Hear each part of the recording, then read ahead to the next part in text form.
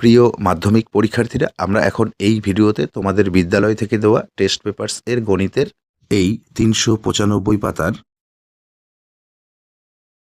১১ দাগের এই ১ নম্বর জ্যামিতিক প্রশ্নটি বা সম্পাদ্যটি আমরা এখন খুবই সহজ সরলভাবে আলোচনা করে অঙ্কন করব। তো প্রিয় শিক্ষার্থীরা, আমরা প্রথমে প্রশ্নটি একটু ভালোভাবে পড়ি। প্রশ্ন এখানে আমাদের দেওয়া রয়েছে ৩ সেমি ব্যাসার্ধ বিশিষ্ট একটি বৃত্তের কেন্দ্র থেকে ৬.৫ সেমি দূরবর্তী বহিস্থ কোনো বিন্দু হতে ওই বৃত্তের একটি স্পর্শক অঙ্কন করো। ঠিক আছে, আমাদের ৩ সেমি ব্যাসার্ধ বিশিষ্ট প্রথমে একটি বৃত্ত অঙ্কন করতে বলা হয়েছে। তারপর সেই বৃত্তের কেন্দ্র থেকে ৬.৫ সেমি দূরবর্তী একটি বিন্দু থেকে সেই বৃত্তের একটি স্পর্শক অঙ্কন করতে বলা হয়েছে। তোমরা মনোযোগ সহকারে দেখো, অবশ্যই তোমরা ভালোভাবে বুঝতে পারবে। প্রিয় শিক্ষার্থীরা, আমরা প্রথমে প্রশ্নে দেওয়া এই যে ৩ সেমি ও ৬.৫ সেমি পরিমাপ দুটি নেই। ঠিক আছে, দেখো এই যে শূন্যের বড় দাগ, এখান থেকে হিসেব শুরু হয়। এই যে ৩-এর বড় দাগ, এই দুই বিন্দু যুক্ত, এটি হচ্ছে ৩ সেমি। আর একইভাবে এই শূন্যের বড় দাগ, এই ৬.৫, এই ছোট ছোট দাগগুলি ১ ২ ৩ ৪ ৫, ৬.৫, এই ৩ সেমি, ৬.৫ সেমি। তো প্রিয় শিক্ষার্থীরা, এখন আমরা এই যে খাতার পেজের মাঝে, ঠিক আছে, এই যে এখানে আমরা একটি বড় মাপের রশ্মি নেব। রশ্মিটি অবশ্যই আমরা এই ৬.৫ সেমির থেকে বড় নেব। ঠিক আছে, দেখো এই প্রায় আমরা ১১ সেমির মতো নিলাম। এখানে বিন্দু করে নাম দিই আমরা ও, এখানে রশ্মির চিহ্ন, বিন্দু করে নাম দিই এক্স। এখন আমরা পেন্সিল কম্পাস দ্বারা এই ৩ সেমির পরিমাপটি নেব। ঠিক আছে, দেখো এই যে এভাবে নিতে হবে, এই যে এভাবে নিয়ে এই যে ও বিন্দুতে বসিয়ে এখানে আমরা প্রথমে একটি বৃত্ত অঙ্কন করব। ঠিক আছে, দেখো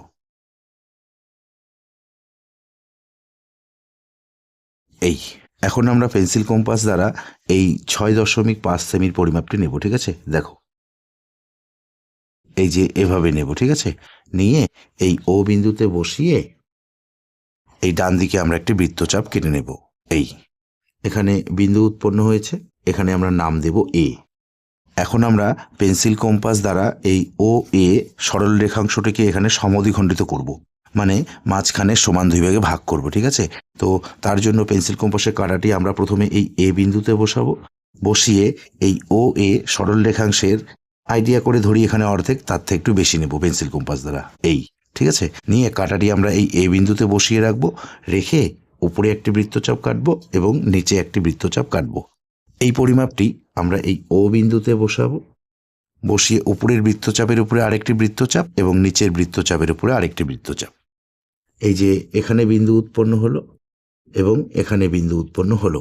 এখন আমরা এই দুই বিন্দু যুক্ত করে সমদ্বিখণ্ডকটি অঙ্কন করব। এই তো প্রিয় শিক্ষার্থীরা, আমরা এই যে ও এ সরল রেখাংশের সমদ্বিখণ্ডকটি অঙ্কন করলাম। এই যে সমদ্বিখণ্ডকটি ও এ সরল রেখাংশকে এই যে এখানে ছেদ করেছে। ঠিক আছে, এখানে আমরা নাম দেব ওয়াই। এখন আমরা পেন্সিল কম্পাস দ্বারা এই ও আর ওয়াই সরল রেখাংশের পরিমাপ নেব, এই যে এভাবে। ঠিক আছে, নিয়ে এখানে আমরা কাঁটাটি এই ওয়াই বিন্দুতে বসিয়ে রাখবো। রেখে এ থেকে ও পর্যন্ত এদিকে আমরা একটি অর্ধবৃত্ত অঙ্কন করব। দেখো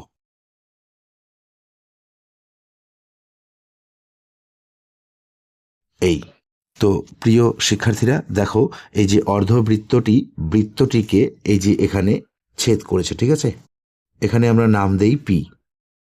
এখন আমরা স্কেল দ্বারা এই এ আর পি স্পর্শকটি অঙ্কন করব। ঠিক আছে, দেখো এই তো প্রিয় শিক্ষার্থীরা, আমরা এই যে ৩ সেমি ব্যাসার্ধ বিশিষ্ট বৃত্তের বহিস্থ বিন্দু ৬.৫ সেমি দূরের বহিস্থ বিন্দু এ থেকে আমরা এই বৃত্তটির স্পর্শক অঙ্কন করলাম। ঠিক আছে, এই যে এপি হচ্ছে স্পর্শক।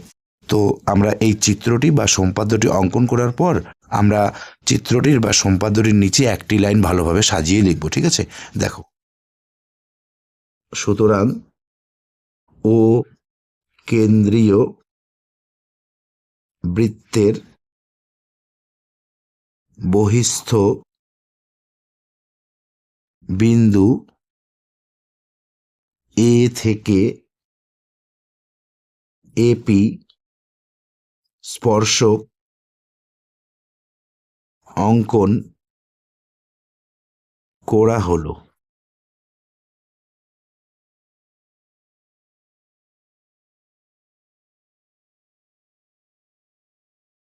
তো প্রিয় শিক্ষার্থীরা, নিশ্চয়ই তোমরা এই সম্পাদ্যটি অঙ্কন করার পদ্ধতিটি ভালোভাবে বুঝতে পেরেছ। তো এই ভিডিওতে এ পর্যন্ত। ধন্যবাদ।